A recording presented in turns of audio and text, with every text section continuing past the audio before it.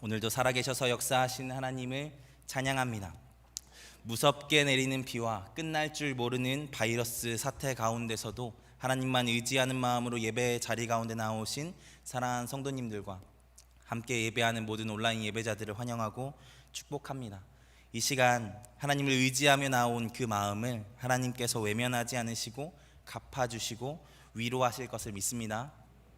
소년이라도 피곤하고 곤비하며 장정이라도 넘어지며 쓰러지되 오직 여호와를 앙망하는 자는 새 힘을 얻으리니 독수리가 날개치며 올라감 같을 것이요 다른 박질하여도 곤비하지 아니하겠고 걸어가도 피곤하지 아니하겠다고 하나님께서 말씀하셨습니다.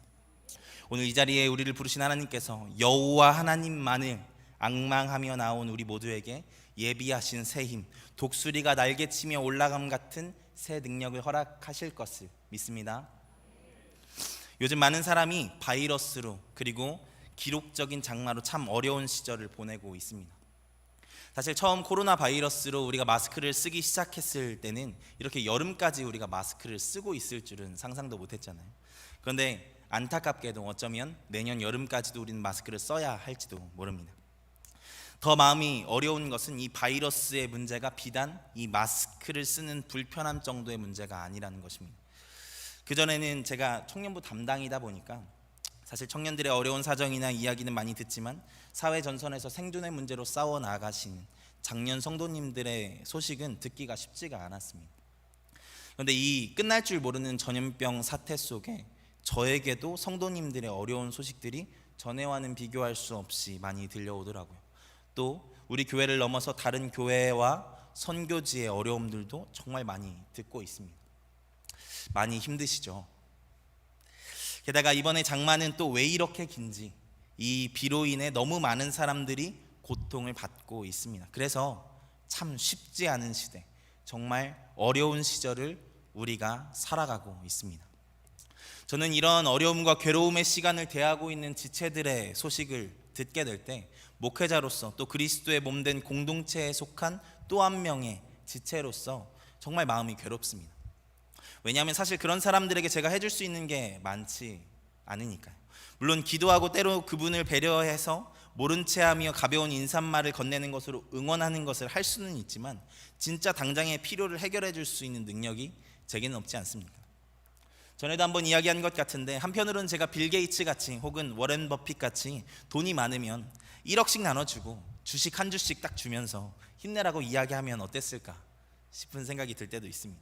또 큰 문제를 만나서 지혜가 필요한 사람들에게 해결책을 딱 제시해주고 힘내라고 이야기해줄 수 있으면 내가 그런 사람이 될 수 있으면 어땠을까라는 생각도 해보게 됩니다. 정말 그렇게 해줄 수만 있으면 그렇게 실제적인 도움을 주고 거기에 또 한마디 더 덧붙이는 거죠. 여러분 믿는 사람에게는 하나님께서 힘 주십니다 라고 딱 이야기해주면 얼마나 좋겠습니까? 그럼 하나님께도 영광이 되고 저도 조금 영광을 좀 받고 그래서 하나님께서 그런 능력을 저에게 안 주신 것 같기도 합니다. 하나님의 영광을 도둑질할까 봐요. 그런데 어쨌든 그런 실제적인 도움을 줄 수 있으면 뭔가 그 사람에게도 임팩트가 있지 않겠습니까? 근데 하나님께서도 그렇게 하지 않으시더라고요. 근데 사랑하는 여러분, 이렇게 능력이 없고 부족한 저희지만 한 가지 분명하게 확신하는 것이 있습니다. 그것은 그럼에도 불구하고 하나님께는 방법이 있다는 것입니다. 할렐루야. 하나님께서는 그 어려움을 해결하실 수 있는 능력이 있으시다는 것입니다. 그리고 하나님께서는 그런 어려움 속에서도 우리와 함께 하시며 우리의 길을 인도하고 계시다는 것입니다. 할렐루야. 오늘 같이 나눈 말씀을 통해 그 어려움 속에서도 함께 하신 하나님, 역사하시며 인도하시는 하나님을 만나게 되는 귀한 시간이 되기를 소망합니다. 오늘 말씀은 이사야서의 후반부에 기록되어 있는 말씀입니다. 이 말씀을 나누기에 앞서서 조금 어려울 수도 있는 이야기를 좀 하고 시작하려고 합니다. 바로 이사야서의 구조의 문제입니다. 아시는 분들은 아시겠지만 이사야서는 독특한 구조로 되어 있습니다. 1장부터 39장까지는 무서운 심판에 대한 내용이 가득 차 있는 말씀입니다. 그런데 40장 이후의 말씀은 어떻습니까? 이스라엘의 회복에 대한 말씀, 그리고 이스라엘의 원수를 갚아주시는 말씀들이 기록되어 있죠. 그 대표적인 말씀이 이사야 40장 1절의 말씀입니다. 뭐라고 기록되어 있습니까? 같이 읽습니다. 시작. 너희의 하나님이 이르시되. 저는 이 말씀을 읽을 때마다 제가 아들을 훈육하고 혼내고 나서의 이미지를 생각하게 됩니다. 저는 아이를 훈육할 때 때리지는 않지만 정말 무섭게 혼을 냅니다. 단호한 경고와 훈육이 아이의 잘못된 행동으로 인지하게 하고 그것을 다음에 하지 않을 수 있도록 한다고 생각하기 때문입니다. 그런데 그렇게 막 훈육을 하고 나면 아이가 정말 서럽게 웁니다. 저번에는 그렇게 막 혼내고 하니까 억울했었나 봐요. 그렇게 해서 막 엉엉 울면서 저한테 이렇게 이야기를 하더라고요. 나는 혼나는 사람이야? 아이가 나이가 어리고 서러워서 우는 중이고, 그래서 약간 맥락이 어떠한 것인지 명료한 이야기가 되지는 못했지만 그 말을 왜 했는지는 좀 알겠더라고요. 자기는 맨날 뭐만 하면 이렇게 혼나야 되냐는 거죠. 아빠는 왜 그렇게 맨날 뭐가 그렇게 화가 나가지고 맨날 화를 내고 있냐는 것이죠. 그렇게 우는 아이를 보면 혼낸 사람이 저이고 아이를 울린 사람은 저지만 마음이 너무 아프고 한편으로는 미안하고 참 복잡한 마음이 들더라고요. 그런데 딱 하나님의 마음이 그렇지 않으셨을까 한다는 것입니다. 그렇게 무섭게 39장까지 심판에 대한 이야기를 막 쏟아내시다가 갑자기 40장 1절에 위로하라, 내 백성을 위로하라 하시는 말씀을 보면 그 하나님의 그 싸매어주고 싶어 하시는 그 마음이 느껴진다는 것이죠. 그리고 그 이후에는 정말 이스라엘 백성을 위로하시는 하나님의 말씀들로 가득 차 있죠. 그 하나님의 사랑과 위로가 가득 담긴 말씀이 바로 40장 이후의 말씀이라는 것입니다. 이렇게 40장 이후에 이루어지는 갑작스러운 반전의 말씀들은 39장까지 그렇게 무섭게 화내시던 하나님은 어디 가셨나 싶을 정도로 우리를 혼란스럽게 만들기도 합니다. 이러한 구조 때문에 이사야서를 연구하는 사람들 안에서는 이사야서를 쓴 사람이 서로 다른 시대에 살아온 2명이거나 혹은 3명이지 않겠냐라고 이야기하는 사람들도 있습니다. 그만큼 이사야서의 내용이 극명하게 달라지는 지점들이 있다는 것이죠. 그런데 여러분, 저는 꼭 그렇게 이사야서를 쓴 저자의 문제로 이사야서의 구조의 문제를 보지 않으셔도 된다고 생각합니다. 앞서 이야기한 것처럼 우리의 아버지 되신 하나님은 우리를 사랑하심으로 징계하시기도 하시고 싸매어 주시기도 하시는 하나님이십니다. 이사야서의 66장이라는 긴 내용 속에 징계하시는 하나님에 대한 말씀을 포함해서 징계당한 백성을 향한 위로하시고 회복하길 원하시는 하나님의 마음 또한 표현된 것이라고 생각한다고 하면 어쩌보면 너무나 잘 이해되는 부분이죠. 부모가 자신의 자녀를 사랑함으로 훈계하는 그 마음처럼 어느 하나만 징계하는 마음만 하나님의 마음이 아니고 그들을 싸매어 주시는 마음만 하나님의 마음이 아니라 그 둘 다가 하나님의 마음이고 그것을 기록한 것이 이사야서라고 생각하시면 이 구조의 문제를 잘 이해하고 넘어가실 수 있을 것 같습니다. 조금 더 이야기하자면 앞서서 우리가 이것을 꼭 기억하시고 넘어가셨으면 좋겠습니다. 하나님은 징계만 하시는 하나님도 아니시고 위로만 하시는 하나님도 아니십니다. 잘못된 길을 가려는 우리를 징계하셔서라도 바른 길 가게 하기를 원하시는 분이 하나님이시며 또 그 가운데 절망하고 상처받은 마음을 위로하시고 싸매어 주심으로 우리가 더 좋은 길로 가기를 인도하시는 하나님이십니다. 그러므로 바라기는 우리가 그 하나님을 언제나 우리의 삶에서 신뢰하고 나아가는 우리가 되기를 소망합니다. 때로는 어떤 순간 하나님께서 나를 징계하시는 것 같은 순간이 있을지라도, 때로는 하나님께서 나를 싸매어 주시는 시간이 있을지라도, 그 어떠한 순간일지라도 하나님을 믿고 의지하며 나아가는 우리가 되기를 소망합니다. 어느 순간에도 어떤 상황에도 우리를 사랑하시며 가장 좋은 길로 인도하시기를 원하시는 분이 우리 하나님이심을 믿음으로 나가는 우리가 되기를 소망합니다. 근데 여러분, 제가 이렇게 길게 이사야서의 구조의 문제를 처음부터 이야기한 이유는 사실 청중의 문제를 이야기하고 싶어서입니다. 1장부터 39장까지의 말씀과 40장 이후의 이사야서의 말씀의 내용이 다른 것처럼 그 말씀이 들려지기를 원하는 대상, 청중, 그 말씀이 향하고 있는 말씀들도 달랐다는 것입니다. 무슨 이야기인지 조금 이해가 되시나요?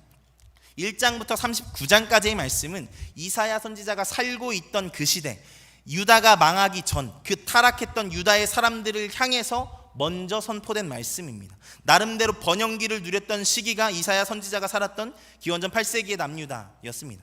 이사야 선지자는 바로 그 남유다 사람들에게 하나님을 의지하지 않고 순종하지 않으면 너네 망할 거야 라고 경고를 하고 있는 것입니다.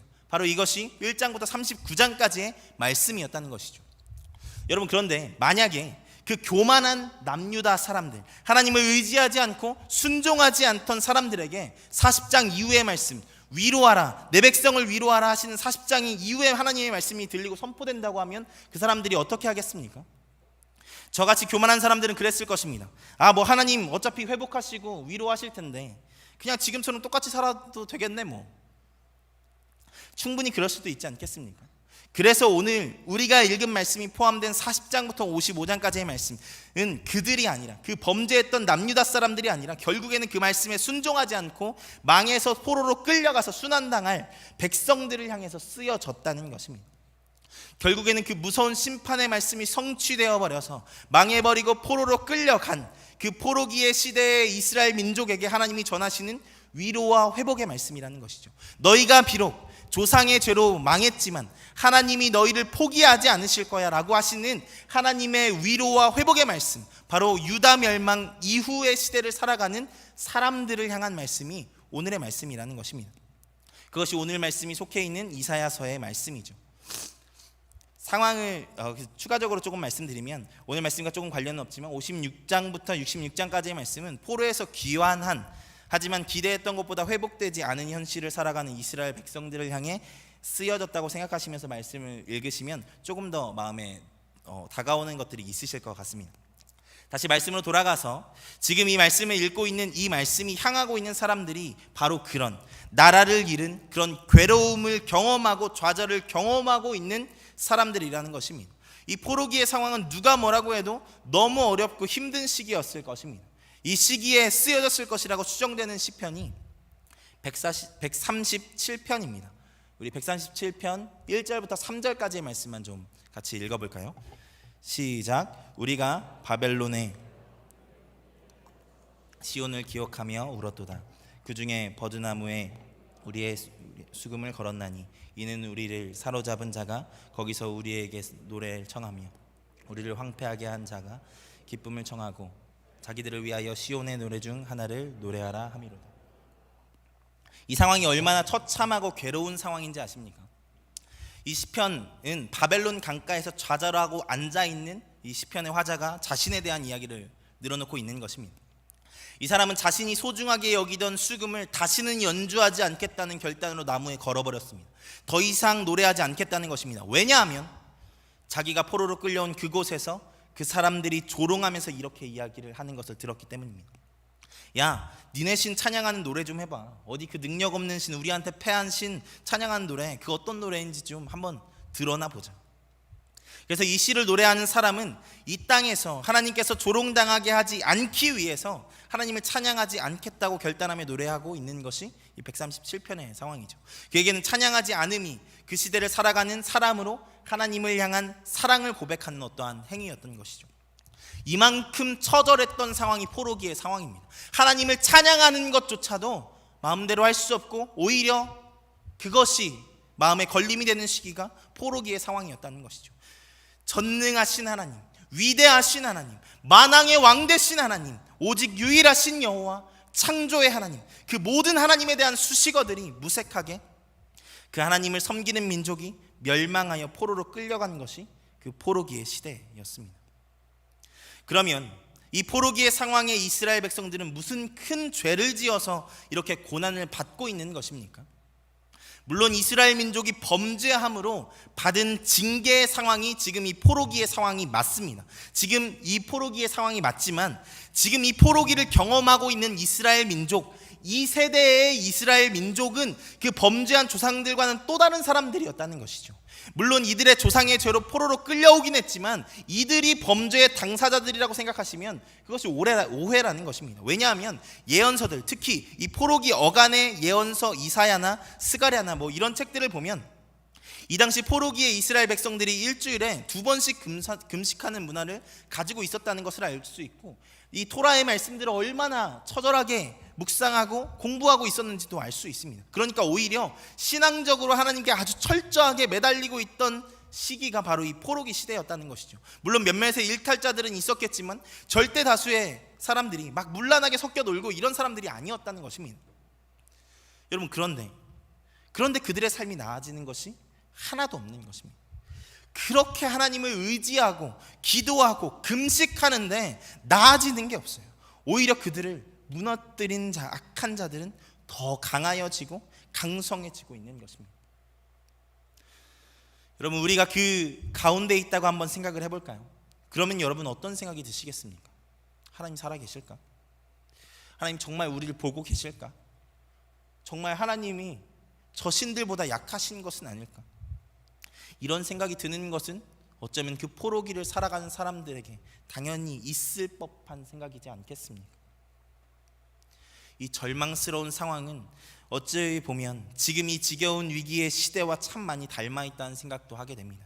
누군가는 이러한 기상이변과 바이러스의 창궐이 지금 우리가 노력하는 그 노력이 무색할 만큼 과거부터 진행되어 온 자연과 환경을 파괴한 인류 때문이라고 이야기를 합니다. 그런데 이유야 어찌 되었던 이것은 현실을 살아가는 우리 모두에게 너무나도 가혹하게만 느껴지는 어려움이지 않습니까? 왜 이것을 우리 세대에서 경험해야 하냐는 어려움과 억울함, 괴로움이 있을 수 있다는 것이죠. 그런데 이 괴로움을 안고 이렇게 모여서 열심히 기도하고 예배 드리고 하지만 무언가 나아질 기미가 보이지 않는 것입니다. 이 위기의 시대는 마치 우리의 기도와 예배와 소망과 전혀 상관이 없는 것 같이 진행되는 것 같이 느껴지지 않냐는 것이죠. 너무 절망적인 상황인 것이죠. 이것이 이 말씀이 가리키는 시대와 우리의 시대가 공유하고 있는 것입니다. 이러한 현실 속에서 우리는 어떻게 해야 하는 것일까요? 하나님을 의지해도 나아지는 것 같지 않은 현실 속에서 우리는 어떻게 살아가야 하냐는 것입니다. 여러분, 그런데 성경을 보면 한 가지 놀라운 사실이 발견되어지는 것이 있습니다. 그것이 무엇이냐면 성경의 거의 모든 역사는 다 이런 절망적인 상태에서부터 시작되었다는 것입니다. 그렇지 않습니까? 성경의 첫머리부터 그것을 이야기하죠. 창세기 1장은 창조하신 하나님에 대해서 이야기를 하기도 하지만 또 한 가지 이야기해주고 있는 것은 우리와 세계가 얼마나 무가치하고 무의미한 존재에서 시작했는가에 대해서도 이야기를 해줍니다. 사실 우리는 존재도 하지 않았기 때문에 가치를 논할 수 없었고 의미를 논할 수 없는 존재였습니다. 무슨 말인지 아시죠? 우리는 완전히 그냥 없는 상태, 무였습니다. 절망이라는 감정을 느낄 수조차 없는 상태였다는 것이죠. 만약 창조의 때 하나님께서 우리와 세계를 창조하지 않으셨다면 그저 무였을 존재, 아무것도 아님의 존재였을 것이라는 말입니다. 그런데 하나님께서 그런 무에서 우리를 유로 부르시고 존재하게 하시며 의미 있게 하시고 가치 있게 하신 것이지 않습니까? 그때 우리가 어떠한 좋은 상태에 있는 상태에서 우리를 건지셔서 우리를 창조하신 것이 아니라 아예 없는 상태, 어떠한 상태를 논할 수도 없는 가장 절망적인 죽음의 상태와 같은 그 무의 상태에서 건지셔서 유로 만드신 것이 하나님의 은혜이지 않습니까? 성경은 처음부터 절망도 할 수 없는 상태에서 하나님의 일하심을 이야기해오고 있는 것입니다. 오늘 말씀에서도 하나님은 바로 이것에 대해서 말씀하시며 이 절망하고 있는 이스라엘 백성들을 위로하고 계시는 것이죠. 사실 이스라엘 민족의 역사를 보면 원래부터 쉬운 삶을 살아온 적이 없습니다. 이스라엘 민족을 처음 부르셨던 그 자리도 지금의 절망적인 상황과 별반 다르지 않은 상황이었다는 것입니다. 그것을 하나님께서는 오늘 말씀 1절에서 이렇게 말씀을 해주시죠. 1절 말씀 띄워주세요. 의를 따르며 여호와를 찾아 구하는 너희는 내게 들을지어다. 너희를 떠낸 반석과 너희를 파낸 우묵한 구덩이를 생각하여 보라 라고 말을 하죠. 너희를 떠낸 반석은 무엇을 이야기하고 있는 것이냐면 돌을 채굴하는 채석장과 같은 것을 이야기하는 것입니다. 그냥 돌덩이 같이 무가치하고 어떤 돌에 붙어있는 것 같이 의미 없게 무의미하게 있던 것이 바로 이스라엘 민족이었다는 것입니다.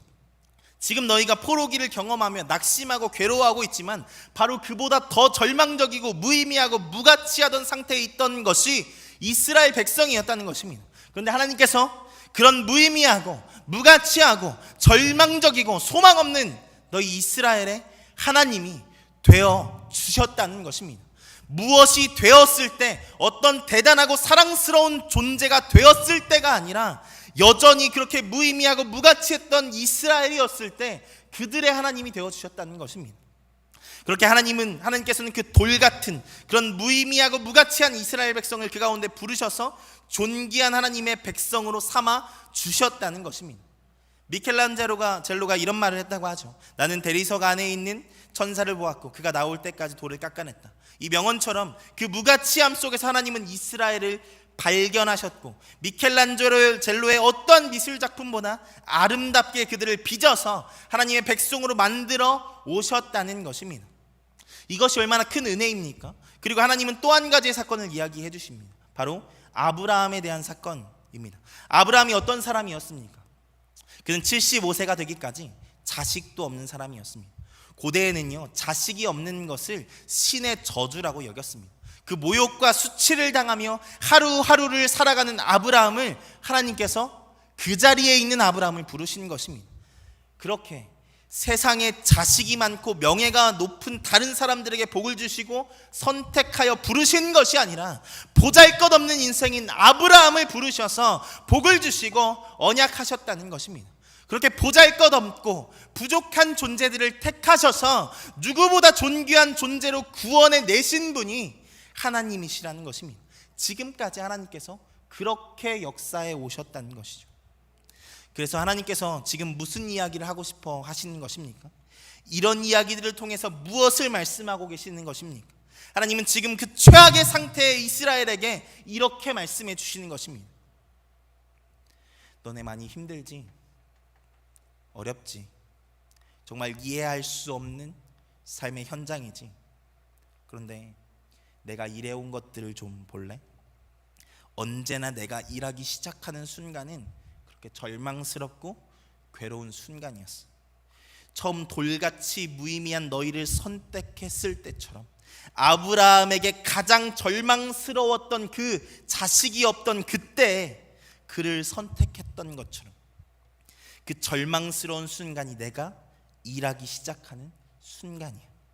그렇게 무가치하고 무의미하고 절망할 수밖에 없는 소망 없는 너희를 부르고 세워온 게 바로 나 너희의 하나님 여호와야.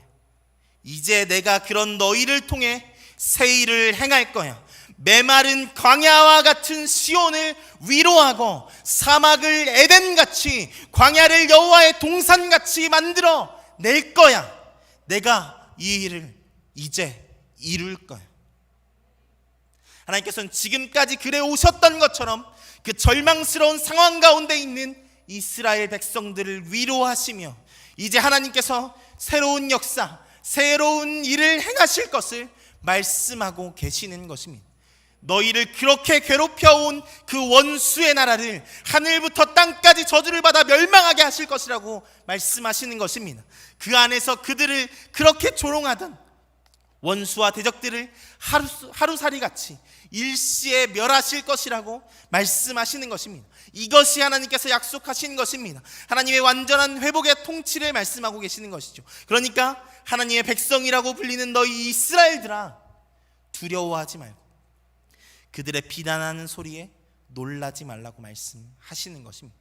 하나님은 그렇게 그 바벨론의 포로기를 살아가는 그들에게 찾아오셔서 위로하시는, 그들에게 세임 주시는 하나님으로 오늘 말씀에서 자기를 드러내고 계신 것입니다. 그리고 정말 말씀하신 대로 그들을 그 포로에서 건져주시고 성전을 재건하며 성벽을 재건할 수 있도록 인도해 주시죠. 믿는 그리스도인에게도 어려운 일이 생기지 않았으면 좋겠는데 정말 안타깝게도 그런 일들이 비껴가지 않을 때가 있습니다. 때로는 기도를 열심히 하고 말씀을 잘 아는 사람에게도 어려운 일이 생기기도 하더라고요. 이 바이러스의 사태와 긴 장마와 같이 말입니다. 그리고 우리의 인생 가운데 이루다 말할 수 없는 그 엄청난 그 경험 속에 경험했던 그 우리의 처절했던 그 현실처럼 말입니다. 그런데 분명한 것은 그 가운데서 하나님께서 함께 하신다는 것입니다. 우리를 홀로 두지 않으신다는 것입니다. 그 어려움의 터널 가운데도 함께 하시고 회복을 약속해 주신다는 것입니다. 아니, 오히려 그 상황 가운데서 하나님의 새 역사를 만들어 가시기 시작하신다는 것입니다. 지금 정말 내 힘으로 어쩔 수 없는 상황을 살아가고 계신 분들이 있으십니까? 그 순간이 하나님께서 일하시기 가장 좋은 상황이라는 것을 믿으시기 바랍니다. 우리와 함께 하신 하나님께서 반드시 그 상황 가운데 역사하실 것이라는 것을 믿으시기 바랍니다. 할렐루야. 이것이 하나님께서 오늘 말씀을 통해서 이 어려운 시기를 살아가는 우리에게 주시는 말씀입니다. 하나님께서 일하실 것입니다. 하나님께서 역사하실 것입니다. 그렇게 하나님을 의지하고 승리하는 우리 모두가 되기를 정말로 소망합니다. 사실 우리도 이스라엘 백성과 같이 우리도 그 엄청난 은혜를 먼저 경험한 자들이지 않습니까? 돌 가운데 떠낸 이스라엘 민족과 같이 죄의 삭신 사망을 향해 달려가던 인생이 바로 우리이지 않습니까? 우리 모두가 구원을 바랄 수 없는 죄인들이었죠. 근데 하나님께서 그런 절망할 수도 없는, 소망 없는, 그런 의미 없고 무가치한 우리의 인생들에게 찾아오셔서 하나님의 자녀 삼아 주신 것이 이 자리에 계신 사랑하는 성도님들과 제가 경험한 은혜이지 않습니까? 그러지 않고 어떻게 우리가 이 자리에 앉아서 예배할 수 있겠습니까? 그렇게 내 힘으로 어떻게 할 수 없는 이 죄의 저주에서 소망 없는 우리를 불러주신 것이, 그렇게 이 가치 없는 인생을 존귀한 자라 불러주신 것이 우리 하나님이시지 않습니까? 근데 그 하나님께서 우리의 삶의 현장에서도 절대로 우리를 포기하지 않으신다는 것입니다. 어떤 상황 속에서도 우리와 함께 하시며 도우시겠다는 것입니다. 그 가장 최악의 상태였던 너희를 구원한 것 같이 이 삶에서도 너희와 함께하고 하나님의 일하심을 보여주시겠다는 것입니다. 할렐루야. 바라기는 우리가 이 경험하는 현실이 어떠한 상황이든 간에 우리를 가장 절망의 상태인 죄와 멸망의 상태에서 우리를 구원하셨던 것처럼 우리의 실패와 어려움 가운데서도 구원하실 것을 믿고 살아가는 우리가 되기를 소망합니다. 소망합니다. 하나님께서 일하십니다. 하나님께서 역사하십니다. 전에 그러셨던 것처럼 반드시 우리와 함께 하시고 도우실 것입니다. 그런데 여러분, 여기에서 우리가 절대로 놓치지 말아야 할 것이 있습니다. 그것은 오늘 말씀의 첫머리의 말씀입니다. 하나님께서 이 회복의 말씀과 소망의 말씀을 누구에게 해주시냐면 의를 따르며 여호와를 찾아 구하는 자들에게 하신다는 것입니다. 오늘 말씀 1절 초반부만 제가 읽어드리겠습니다. 의를 따르며 여호와를 찾아 구하는 너희는 내게 들을지어다. 하나님께서는 그 어려움 속에서도 의를 따르며 여호와를 찾아 구하는 자들에게 말씀해 주신다는 것입니다. 하나님께서 이 시대 가운데서도 일하실 것이며 우리를 위해 회복해 하실 것인데, 그것을 누구에게 알게 하시며 말씀하시고 역사하실 것이냐면 바로 그렇게 어렵고 힘든 중에도 의를 따르며 여호와가 없는 것 같은 시대, 우상이 득세하는 것 같은 시대 속에서도 여호와를 찾아 구하는 자에게 말씀하여 알게 하시며 역사하신다는 것입니다. 할렐루야. 지금의 시간이 너무 어렵고 힘드십니까? 포기하고 싶고 괴로우십니까? 지금이 하나님이 일하시기 가장 좋은 때인 줄 믿으시기 바랍니다. 마음이 어렵고 붙잡을 것이 없는 어려움의 시간을 보내고 계십니까? 그런 중에도 하나님을 의지하는 여러분에게 하나님께서 하나님의 뜻을 보여주실 것입니다. 그러니까 사랑하는 여러분, 어려울수록 하나님을 붙드시는 여러분이 되기를 소망합니다. 의를 따르고 여호와를 찾고 구하는 우리가 되기를 소망합니다. 그런 자에게 하나님께서 말씀하시고 역사하실 것입니다. 힘들수록 하나님의 은혜를 노래하십시오. 하나님은 그런 자들에게 하나님께서 하시고자 하는 일들을 보여주실 것입니다. 바라기는 우리 모두가 어떤 상황 속에서도 하나님을 믿고 의지하는 자들이 되기를 소망합니다. 그렇게 의를 따르며 여호와를 찾는 우리가 되기를 주님의 이름으로 축원합니다. 말씀이 희귀하며 이상이 흔히 보이지 않는 것 같은 지금 이 시대 속에서도 하나님의 이름이 땅에 떨어진 것 같고 하나님의 존재가 의심되는 세상 속에서도 의를 따르며 여호와를 찾고 구하는 우리가 되기를 간절히 소망합니다. 그렇게 모든 상황 속에서 하나님만 의지하며 구하는 우리가 되기를 간절히 주님의 이름으로 축원합니다. 우리 수정교회가 그런 자들이 모인 거룩한 교회가 되기를 간절히 축원합니다. 우리 시간 같이 찬양하고 기도하겠습니다.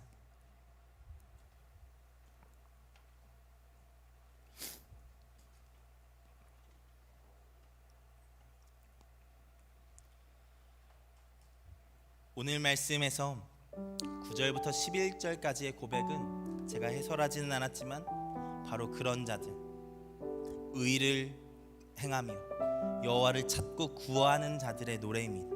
그 절망스럽고 괴로운 현실 속에서도 미련하게 하나님을 의지하고 주께 소망을 둔 자들, 의를 따르며 여호와를 찾고 구한 사람들의 노래가 오늘 말씀 9절부터 11절까지 기록되어 있다는 것이죠. 제가 이 말씀을 잠깐 읽어드리겠습니다. 말씀이 준비되어 있으면 잠깐 띄워주시고요. 제가 읽겠습니다. 여호와의 팔이여 깨소서, 깨소서, 능력을 베푸소서. 옛날 옛 시대에 깨신 것 같이 하소서. 라합을 점이시고 용을 찌르신 이가 어찌 주가 아니시며, 바다를 넓고 깊은 물을 말리시고 바다 깊은 곳에 길을 내어 구속받은 자들을 건너게 하신 이가 어찌 주가 아니시니. 여호와께 구속받은 자들이 돌아와 노래하며 시온으로 돌아오니 영원한 기쁨이 그들의 머리 위에 있고 슬픔과 탄식이 달아나리이다. 아멘. 바라기 있는 우리, 이것이 우리의 고백이 되기를 소망합니다. 하나님 역사하시옵소서. 하나님 역사하시옵소서. 말씀의 시대 가운데 역사하셨던 것처럼 지금 우리의 삶 가운데도 역사하여 주시옵소서. 우리의 어떠한 상황 가운데서도 역전시키시고 회복시키실 수 있는 분이 하나님, 우리에게 그 하나님의 은혜를 보이시고 우리가 영원토록 하나님의 은혜를 노래하게 하여 주시옵소서. 이것이 우리의 절망의 시간에 가운데 터져나오는 기도와 노래가 되기를 소망합니다. 하나님께서 역사하실 것입니다. 하나님께서 인도하실 것입니다. 우리 이 시간 같이 찬양하시고 기도하실 때 하나님, 나의 절망적인 상황 가운데서도 하나님 일하기 시작하고 계신 줄 믿습니다. 우리가 그 하나님 의지하고 나아갈 수 있는 우리가 될 수 있도록 주님 붙잡아 주시옵소서. 우리 같이 찬양하고 기도하겠습니다.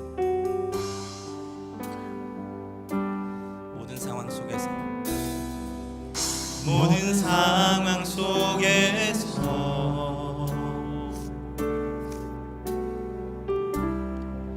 주를 찬양할지라.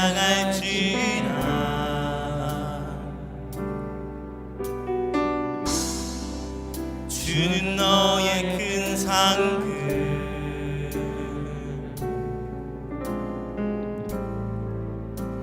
큰 도움이시라.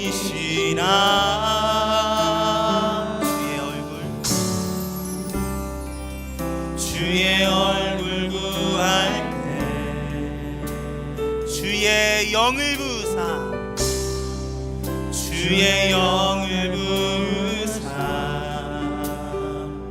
크신 사랑 안에서, 크신 사랑 안에서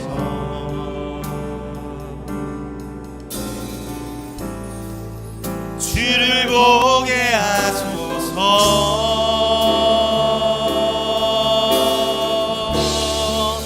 내 영혼이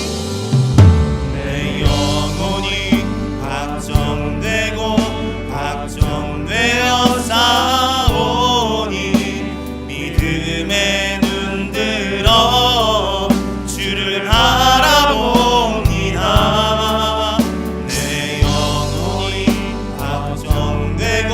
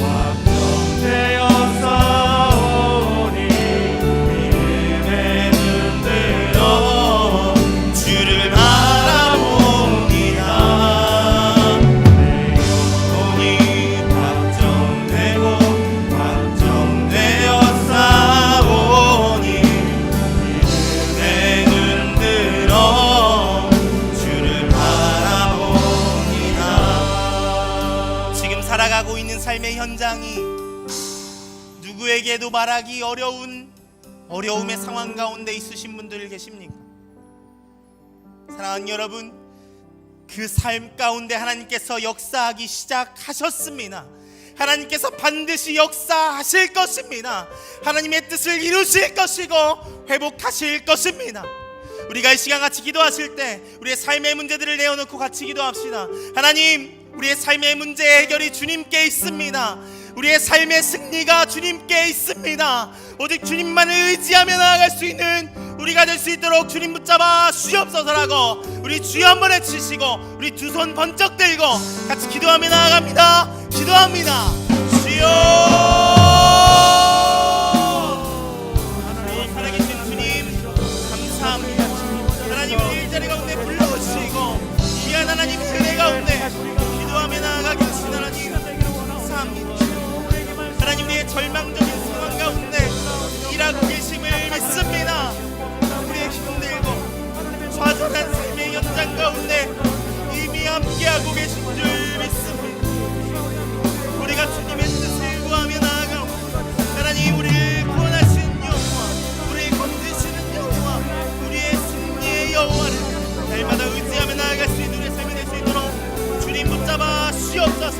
하나님 역사하여 주시고 오직 주의 말씀으로 충만케 하여 주셔서 날마다 주님 의지하며 나아갈 수 있는 우리가 될 수 있도록 주님 붙잡아 주옵소서. 하나님, 어려운 시기 코로나로 인하여 어렵고 여러가지 상황들이 도와주고 여러가지로 힘들고 우리 괴로운 시절을 살아가고 있습니다. 주님 아버지 역사하여 주옵소서. 하나님의 은혜로 충만케 되어지는 우리의 삶이 될 수 있도록 주옵소서. 절망의 상태인 우리의 삶을 하나님 외면하지 않으실 것을 믿습니다. 지금 이미 역사하고 계심을 믿습니다. 하나님 붙잡고 나아갈 수 있도록 주님 붙잡아 주옵소서.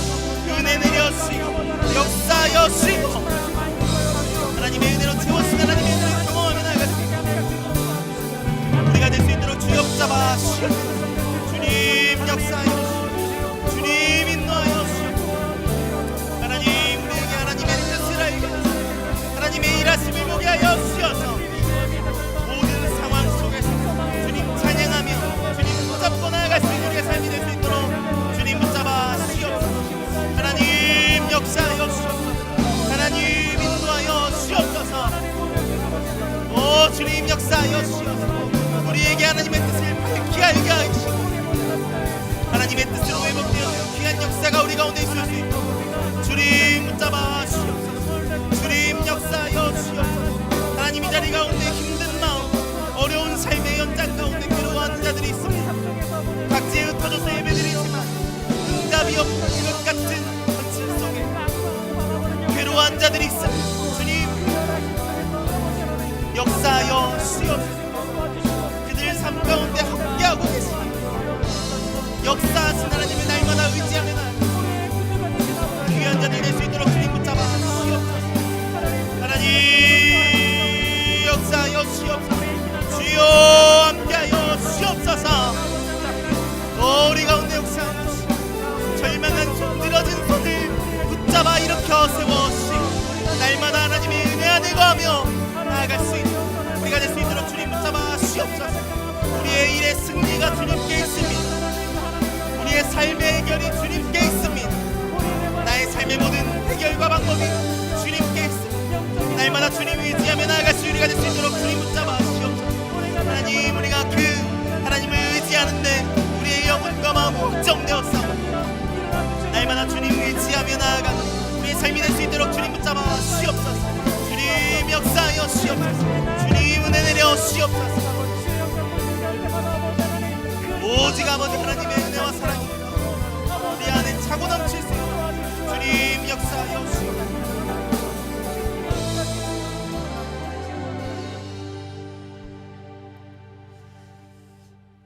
하나님께서 의를 따르고 여호와를 찾고 구하는